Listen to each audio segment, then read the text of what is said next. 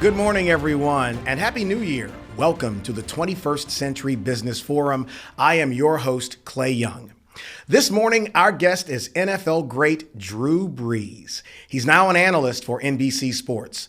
But you may not be aware that Drew is also a prolific businessman and investor. Now get this, he's co-owner of Surge Adventure Parks with 15 locations. He has franchise investments in Dunkin, Jimmy John's, Ons Bistreaux Bar, Happy's Irish Pub, and Stretch Zone, just to name a few. He also serves on the boards of B1 Bank and the equity firm Franworth, and he is a global brand ambassador for PointsBet. As quarterback for the New Orleans Saints for 15 seasons, he injected success to a struggling franchise, leading them to 9 playoff runs, 7 division titles, 3 NFC championship game appearances, and of course, the franchise's only Super Bowl title. He retired in March as one of the most accomplished signal callers in league history, a 13-time Pro Bowler and perennial record holder. But today, Drew is with us to talk business. Well, good morning, Drew, and Happy New Year to you, brother. We're in January and a new season for a lot of us in business and, of course, in organization. And it's great to have you with us. You know, going into a new year, I'm sure you have to have a mindset to get your team and all of your activities moving in a direction. Let's talk a little about that. Yeah, this is it's been a bit of a transitional year for me. I go from being a professional athlete, quarterback for the New Orleans Saints, and being a professional football player for 20 years. And really even beyond that, 4 years of college football and then 4 years in high school where I was pretty serious about it. So, you sit there and say, all right, for 28 years out of my 42 years, I've been focused on being the absolute best quarterback I could be, right? So 2/3 of my life. And then all of a sudden that just stops, and even while that was something that was anticipated, knowing that was on the horizon, I couldn't play football forever. At some point I would retire. Still, there's just that big adjustment because literally you wake up every day with this routine and this focus of what you have to do to be the best quarterback you can be the best leader for your team, how you put them in the best position to succeed. And all of a sudden you just have to switch gears and it's like, well, what do I do now? So it has been a really interesting year for me, to say the least. Well, what are some of the steps that you put into play as you're starting a new year? The last couple of years have been such anomalies for so many people because of the coronavirus and everything that's going on. What steps are you taking to get you and your team a little bit more focused and motivated to get into January and get the most you can out of the next 12 months? Yeah, well, it has been an 18 months unlike any other. Really call it 2 years.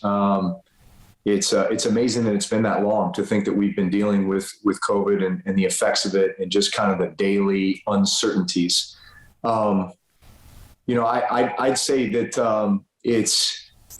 it has certainly made me value the time that I have with my family, the relationships, not only that I made while I was playing football, but also even now as I look forward to the future and the things that I think I want to accomplish both personally and within the teams that I'm involved.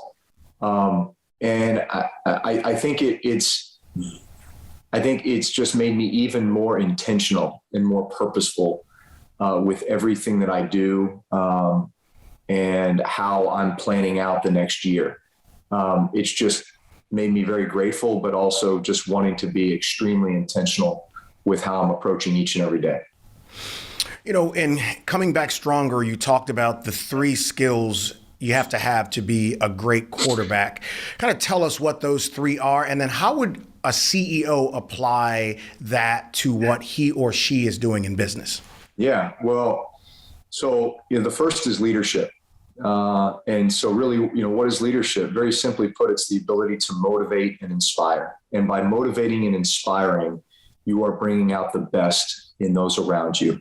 And that is something that certainly a quarterback, a CEO, any person in an executive position must have. And we all have our own leadership styles. But at the end of the day, I think if you think about it as how do I get the absolute best out of this person? First and foremost, I think that the thing that's most important for a leader is showing people how much you care. And I think that on a daily basis, when I was a quarterback and even now as I've transitioned into the business world and in the other teams that I'm a part of, it's still that same approach as to, letting people know each and every day, maybe the gratitude that I have for them in the role that they play within, the team framework. Also, certainly you lead by example, right? Others are inspired more by what they see you do over what they hear you say. I've learned that more so with being a father and having children. There's that saying, and I was told this, when my kids were younger, is that they don't hear anything you say, but they see everything you do. I would say that very much applies to the leadership role as a quarterback or as a CEO as well. The other part is toughness. So really for a quarterback, leadership, toughness. Well, toughness physically, certainly, because you play a very tough sport, but mainly mentally. And it's that, man, you are going to have all types of adversity. You're going to have all types of moments and circumstances where all of a sudden it feels like you're veering off course. It's going a direction that you and your team didn't expect. And yet you have to be the calm hand that steers the ship. That was actually a direct quote from Bill Parcells, one of the legendary, coaches of all time in the realm of football. He had these 10 quarterback commandments, and that was one of the key ones, was be the calm hand that steers the ship. In other words, when chaos is going on around you, when things seem to not be going the way that you had planned, you have to have that very calm, poised demeanor that lets everybody know that you are very much in control and that, hey, this is just part of the process. Like, we're good and we're going to find a way. The other thing is character and accountability. In any organization, especially as a quarterback, when things are going well, you tend to be the one that gets a lot of the credit. And at that time, you deflect that to the team. Hey, it's this person, it's this position, it's that position. It's all these people that are playing these key roles that are making this possible. And then when things aren't going good and you receive all that criticism, man, you got to shoulder, you got to take on that burden. That's the responsibility that comes with leadership. And I think when those around you see you take that responsibility and that accountability, it takes pressure off them. I think it makes them want to work even harder to achieve the ultimate goal with you and for you. It's so interesting you say that, Drew. As in business, if it goes well, the team made it happen. If it's not so well, it's on the CEO to take responsibility for it. There's another thing you talked about with your list of characteristics you must have to be a great quarterback. You talked about toughness. I'd like to ask you this. As people watch you, there is an intensity you carry as you play on the field, an intensity in your preparation, but it never looks like ego. So how do you balance showing the focus, showing the attention to detail without being off-putting to the degree that people can't come to you and ask for advice or come to you and maybe want to get information on how to do something? Yeah, listen, that's a great question. And I think, again, everyone has their own style. Mm-hmm. I would say this, like, I have always been a very positive person. In fact, I've had teammates call me annoyingly optimistic, right? Like, even when things seem like it's just, man, how are we going to get ourselves out of this hole? Like, how are we going to find a way to win? This and that. Like, I am annoyingly optimistic. Hey, we are going to find a way. Like, all this is doing, we just have to kind of redirect and create a new path, right? But we're going to get there. It's just going to be a different path than what we thought it was going to be. And maybe it's just, I just feel like everything in life is part of a growth mindset. Like, everything that's thrown your way, every piece of adversity or bit of unfortunate circumstances that you face, it's all part of the journey, right? And it's all meant to strengthen you and mold you and give you some sort of skill set or like develop you in some way that's going to help you achieve the ultimate goal. So like I am uber positive, like annoyingly optimistic. That's fine. You can label me as that. But I always feel like we're going to find a way. And so with that comes like a confidence, right? There's a confidence that is borderline arrogant. I mean, like especially when I get into competitive situations, like, yeah, I flip a switch and I kind of like go into a certain mode, but it's like, man, I know what I'm capable of. I know what we can do here together, and we're gonna find a way to do it. And so, I do feel like, though, one of the best attributes of a leader, and I learned this from Sean Payton, was like open door policy. Like, if at any time any of you on this team want to know where you stand, my door is open and you come in, and you may not like what I have to say, but I'm going to tell you the truth, and I'm going to be honest and fair. Right. And so as someone who is part of an organization, I think there's no better situation to be in where you feel like you can go to the CEO or the leader or the quarterback at any moment and be open and have an open, honest, and candid conversation. But like, telling the truth to me is the most important thing, because who doesn't want to know exactly where they stand and how I can get to my ultimate goal? Like, for example, this is what I would always tell guys on the team who would come to me and say, man, I wish my role was bigger on the team or on the offense, right? Like, why aren't I getting more touches? Why aren't I getting more balls thrown to me? Why aren't this and that? And I would say, listen, whatever your role is, whatever your capability is right now, like there's a skill that you have right now that we need on this team. And here's what it is. And be the best at where you are right now, because that's what this team needs. Now, your ultimate goals and aspirations are much greater than this. Like you're here and you want to be here. Well, here's what it's going to take to get there. And that's what that open door policy is about too, is listen, I'm going to tell you exactly where you are and why we need you here right now. And I'm also going to give you the path by which you get to here. And I think as someone who's just trying to reach their full potential and feel like they're bringing the most value to the organization, I feel like what more would you ever want than that, to be told the truth? I love that answer. You're into so many things. You're an entrepreneur and an investor. And at one point you've been kind of a banker. You've got business partners and part of franchises and everything. It's like, as someone who tries to squeeze as much as I can into a day, I am in awe of how much you get done, which I think is inspirational to people in business. But what are some of the attributes, characteristics, values, things you look for in an opportunity that might require an investment or an opportunity to be a partner with someone? Yeah. So, there's obviously the things that are kind of investment where it's like, hey, I trust the team, like I'm betting on the jockey, and I'm just, that's kind of part of an allocation. It's another thing to say, all right, where am I really going to invest my time, my energy, my passion? And so first and foremost, I would say authenticity. So do I love this product? Do I love this, this segment of the market? Do I love this aspect of business? And the second thing is, fellowship and relationship. And I think that's where you start looking at, who are those in positions of leadership within the company? And do you share the morals? Do you share values? Do you share the same vision for where the company is looking to go and how it's going to grow? The other thing is just like curiosity. Like for me, there's some things I've gotten involved in because on the outside, I've said, you know what, like, I'm really curious about that, right? Like, I really want to learn more about that. And as I've gotten into it, I've realized, wow, this is something that is really unique. It fills a great need. I can bring value to this. And so, that may be another reason why I get involved with something. So authenticity, your passion, fellowship and relationship, and curiosity and growth mindset.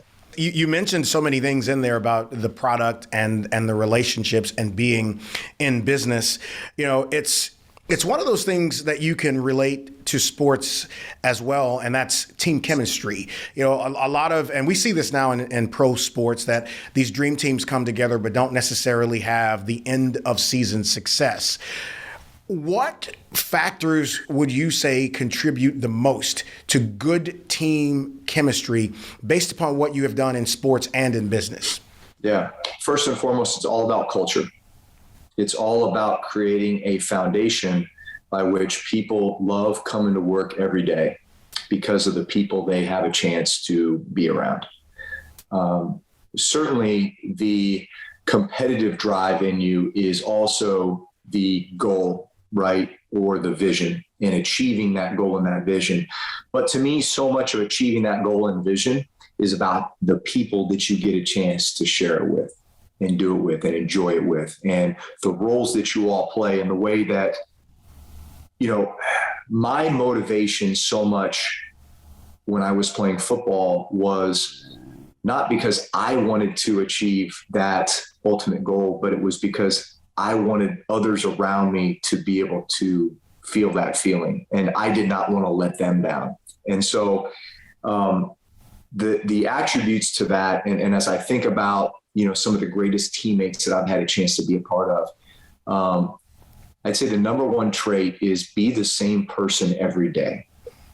So again, like the annoyingly optimistic, thing with me, like I wanted people to, whenever they interacted with me on a daily basis, to be like, dang, that guy is just like super positive, right? Like he just believes good things are going to happen. Like if somebody said that about me, I'd be like, bingo, right? Like that's what I want. That's what I want you to take away. And hopefully that improves your own, kind of outlook and maybe the way that you're approaching the day. If that's rubbing off at all, like that's what I want. That's what I would want you to say. So be the same person every day. I think about the people that I knew, like when I walked in every day, like Taysom Hill, I was going to see a smile on his face, right? Or Pierre Thomas, or Darren Sproles, or, Zach Strief, Teron Armstead, so many guys that I just knew exactly what I was going to get out of them each and every day, like in the locker room, in the meeting room, on the practice field, game day. And so, which kind of leads me to my next kind of statement. And that is, like, when you start thinking about the type of teammate that you want, think about you yourself being the type of teammate that you would want to others. So like, I would, so just an example, I knew this, like obviously the preparation that I had to, that I felt necessary to be the best that I could be on Sundays and put everyone in position to succeed. There was a ton of film study, right? A ton of film study. So I remember I picked a parking spot at the facility. I would park in the same spot every day. And I parked in a spot where literally I knew that everybody had to walk by that parking spot to get in the building.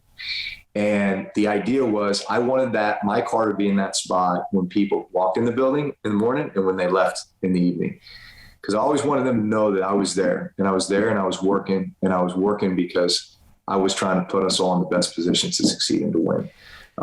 So being the type of teammate that you would want each and every day. And then the other thing is, and I don't think I learned this until maybe the last 5 years of my career, but that is like celebrate the small victories. Sometimes you get so, locked in and focused on the ultimate goal and this and that. And I think at times it can maybe wear on you, maybe the stress of that, or just kind of the daily grind. And so to break up that monotony, like, man, make sure that we are all celebrating the small victories. And those are awesome ways to kind of break down what is like an ultimate goal into these like smaller goals in order to achieve that ultimate goal. And then have these celebrations, right? Enjoy these moments to getting to that point, because that's also great team building opportunities. It's great opportunities for everybody just to relax for a moment and to connect maybe on a more personal level. And it's not always just about work, but it's about enjoying one another and enjoying the team. Talk about having a plan for the work. Yeah. So I would call that process, right? Football certainly, and business as well, is a results-driven business, right? We'd say in the building, like, if you're a head coach and you're not winning many games, well, guess what? You're probably not going to be the head coach for very long. Same as the quarterback, right? Same as, some of the other high-profile positions. So it's easy to get caught up in the results because it's such a results-driven business. But I think if you think of it that way, you're going to kind of drive yourself crazy. You have to focus on the process, because if you focus on the process, the results take care of itself. And there's this whole kind of mindset of, if you have a good process, if you have good daily habits, right? If you have that really positive routine, that is going to equate to good results. And it's also one of those things that, like, when your head hits the pillow at night, if you can say, you know what, I did everything I could to put myself and my team in the best position to succeed, like, you should be able to sleep like a baby, right?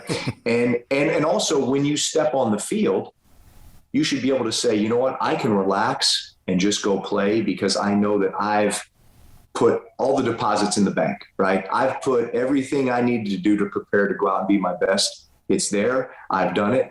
I've visualized success. So much of, I think, my preparation involved visualization, because there's no way that we could practice every scenario in practice itself.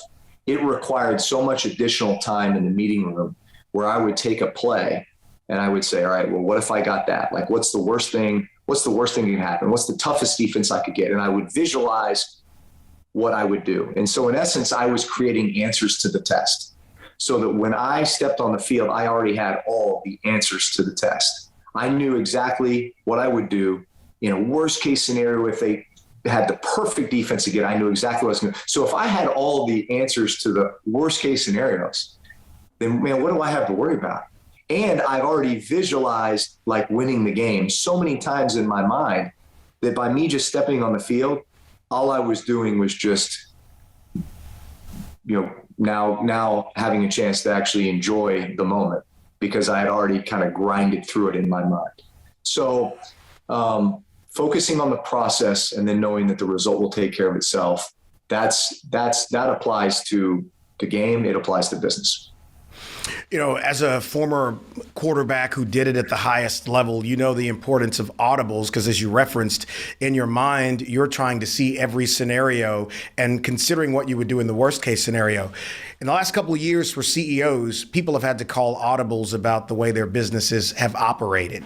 So let's talk a little bit about the importance of being able to make an adjustment as a CEO and to be able to get your business model to conform to the new realities that you may face that you couldn't have predicted, like a pandemic or a hurricane or something of that nature. Put your ego aside, and it takes incredible discipline and incredible just buying into the team element, right? Like, what is the ultimate goal? The ultimate goal is to win this game. Okay, how do we do that? Well, it's going to be through running game and great defense. So receivers, you know what, guys? I know you were born to catch the ball, but this game, we're going to need you to block. You need to block your butt off. You need to block defensive end on toss crack plays. You need to block linebackers at times, safeties, corners, certainly. But, man, that is how we're going to win this game. And we need you. And your role in this is just as important as the left tackle or as the center, right? Or as the guys that are paid to block, right?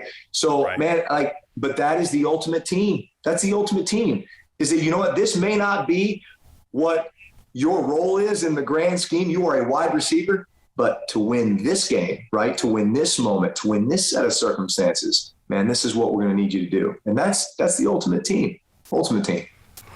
The passion just kind of leaps off the screen as you're talking about this. And obviously you were a great leader and are a great leader. It's still in business. But if you're describing your leadership style, if someone walks up to you and they'd never met you, never heard about you, and they say, I'd like to come to work for your operation. Tell me about how you lead. What would you say? Well, again, the first thing I would say is, man, I want everybody in the organization to know how much I care about it.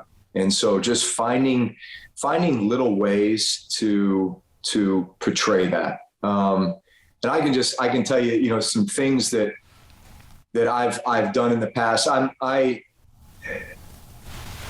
love to read. I'm so curious about so many things, and especially when I start thinking about others that are in leadership positions, whether it be our military or whether it be executives or coaches, parenting. I mean, in so many cases, parenting is leadership. And so you just take all those things and you combine them into, what is my style? And, what do I want to portray? And I think the greatest thing you can do as a leader, again, is when you walk in the building, people know how much you want to win for them and how much you want to perform for them. I just think it takes the relationship and the connection to a whole new level when they know how much you care. The other thing is, and I've kind of lived by this, is don't ask anybody to do something that you wouldn't be willing to do yourself. And so, as young players would come into our building with the Saints, there's this learning and growing and maturation process that takes place as that, hey, here's how you become a professional. Here's how you prepare. And so as I'm communicating that to them, I feel like the best ways to do that were, well, don't just listen to me, just watch, right? Like after practice, we don't walk immediately off the field. We take the things that we want to improve upon from that practice. If we missed a route, if the timing was a little bit off, man, we're going to stay until we get it right. And then from there, we go to the weight room because we always finish the day in the weight room. And then from the weight room, we go to the training room because we never want these little ailments with our body just to go, by the wayside. All of a sudden, something small becomes big. Then we go to the film room, right? And we always, we end the day with taking the game plan and just kind of logging it away in the memory bank here with whatever those new concepts were, right? Or just kind of blinking through the practice film, right? And we're going to talk through those things together. So you just kind of lay the routine out for them, but you say, listen, not only am I telling you about this, but we're going to do it together, right? And I think too is just how you are able to bring out the best in others and instill confidence in them. I think so much of that is just how you approach each and every day. And again, it's some of the best leaders I've ever been around never said a word, but I could watch them and I watched the way they approached their work and how much pride they took in it. And I was inspired as much by that as anything. It's interesting. You keep such a hectic and busy schedule, but anyone who knows you or has watched you know how important your family is to you and that it's a top priority. You think about being the best in sports and in business and how much time it takes to really be good at something. Talk about managing and maintaining that balance between excellence in your professional life and also commitment and being committed to your family and your personal life.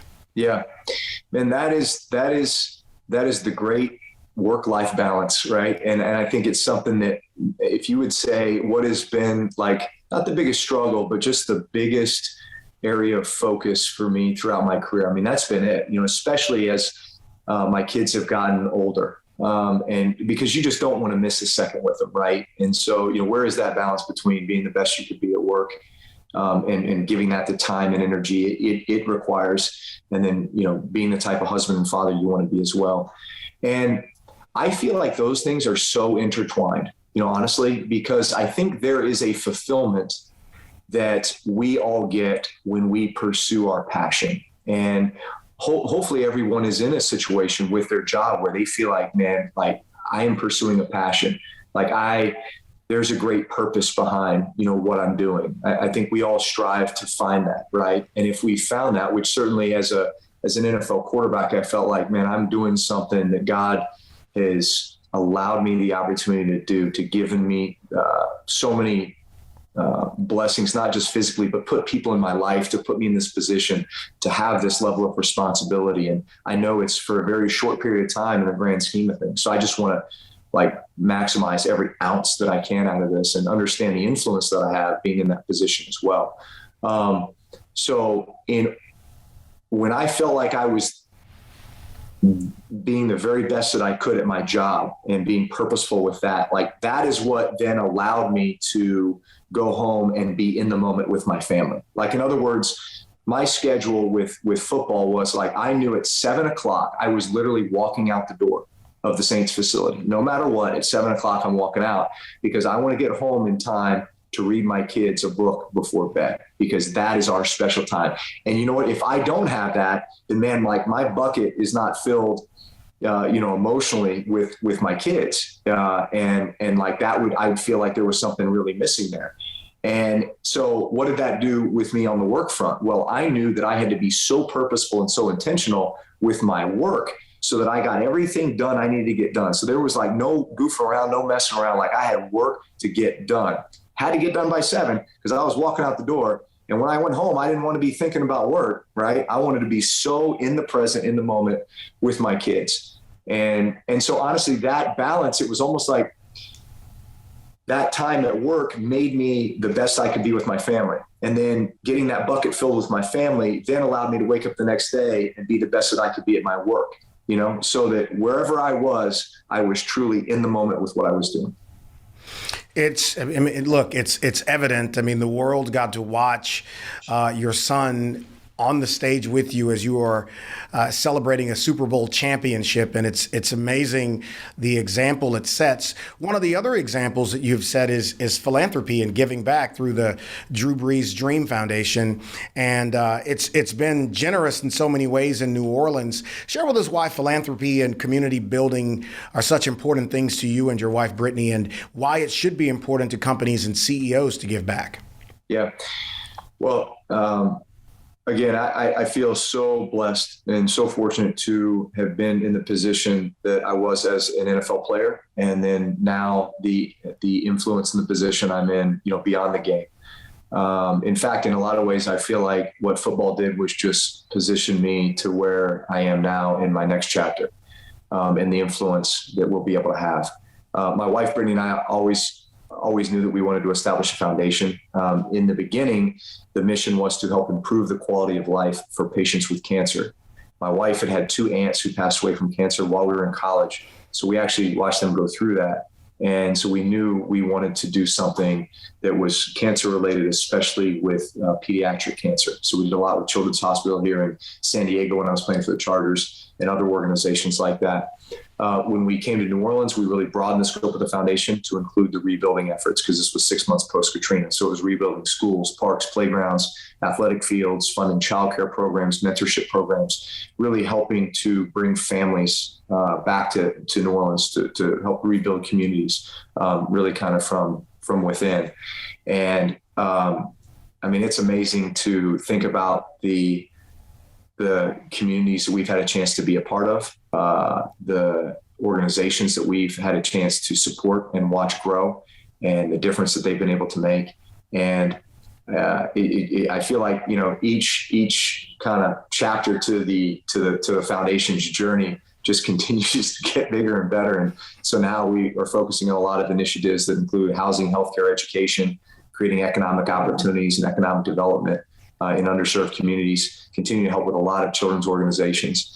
And I feel like we've been given such a platform and such an opportunity to make a difference for so many. And I know the things that I needed when I was young to succeed. And so much of that was just having people believe in you and let you know, create a vision for what is possible for you. And then to be able to have the resources to be able to provide for others to see that vision come to reality. That's what it's all about. And I think from a company's perspective, that corporate responsibility of just understanding the influence that you have.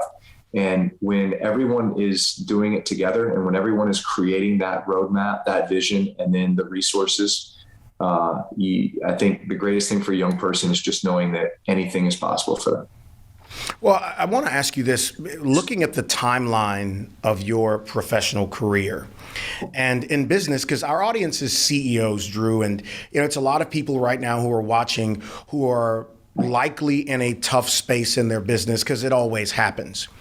You think about being drafted in San Diego and ending up in somewhat of a competition with quarterback. Then you get injured and you come to New Orleans and go on to have a Hall of Fame career that leads to all of these things. And now in your second chapter, you still have a high profile. You're doing television, you're in business, you're able to do more. And I say that to make the point that sometimes in life, as in business, circumstances that seem insurmountable sometimes have to happen to get you to where you're ultimately supposed to be anyway. And I personally have experienced that and know it, and there's some things that you wouldn't change. So I'd like you to talk about that if you're in a tough space in your business, stay on track, stay close to the mission so you can get to where you're supposed to be. Talk with me about that. All right. Failure is the toughest teacher, but it's the best teacher. You learn a heck of a lot more through failure than you do from success. And really it's those countless failures that bring you to that success. And, the crazy thing, I look at every level that I played from high school to college to the NFL, and I can pick a moment, like a defining moment in each of those spaces where something happened where I literally thought to myself, this is the worst thing that ever could have happened. And it sounds trivial now, but like at the time when you're just so consumed with it, you think to yourself, man, I've never had to experience anything like this. I've never had to overcome anything like this bit of adversity, this injury, whatever it was. It's the worst thing ever could happen. And then after you go through it, after you battle through it, after you learn from it, a year or two later, you look back and you say, you know what? It's probably the best thing that ever happened to me, because what I'm doing now or experiencing now or what I learned from that, I never would have learned had I not gone through that.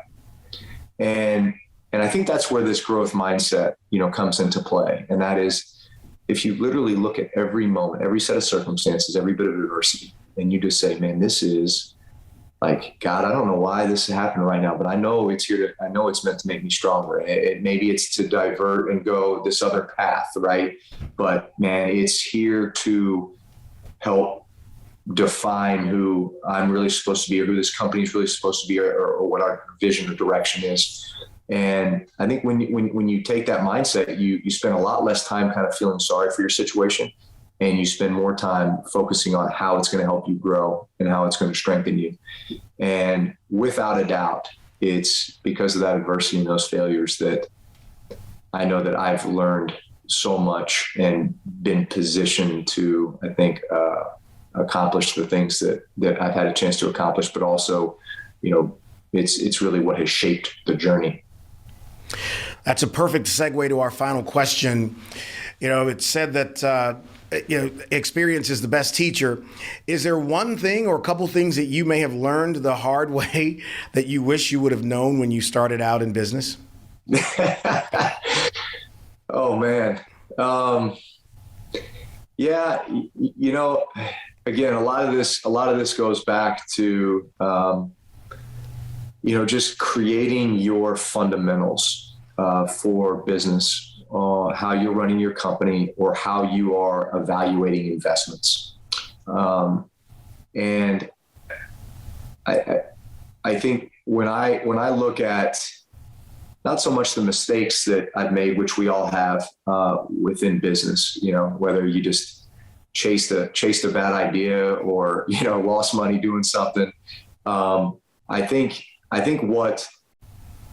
where I think I always kind of take solace is if I'm doing something that I love to do, which falls into that authenticity category and that passion category. If I'm doing something I love to do, and I'm doing it with people that I really love being around, and I feel like we have a clear vision and clear goal that we are chasing together, and we are growing, even if it's during a time like COVID where you're having to, divert and, redirect and that kind of thing.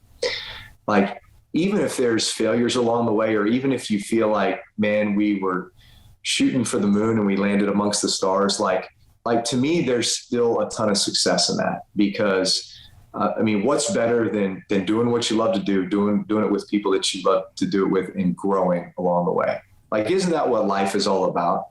And, who's to say that there's this, this short-term objective that you have to hit? I think this is all just within the framework of growth opportunities in life. And I think that's the way, that's the mindset that I try to take with it is, man, do what you love to do it with the people you love to do it with, and keep chasing those goals and those dreams. I heard a quote the other day that says the problem with most people is that they don't aim too high and miss.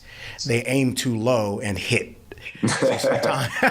So sometimes life is about really aiming high, and you have certainly done that. Listen, man, you've made Louisiana proud for a lot of years, and I'm certainly not blowing smoke with the way you carried yourself, both as a professional and as a citizen here. And it's good to see you still having success, and I wish you much, much more of it, brother, because you've earned it going forward. So thank you so much for taking the time to talk with us this morning and sharing with these CEOs some of your experiences. Great being with you. Thank you. I'd also like to thank all of you, for joining me this morning. And a special thanks to our sponsors for making this first episode of the new year possible. Please join us in February when you'll learn how to increase your sales in 2022 with our guest, the great Jack Daly.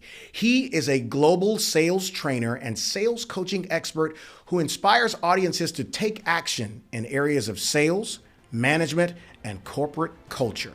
He's great on training too, and it's going to be a doozy. See you then.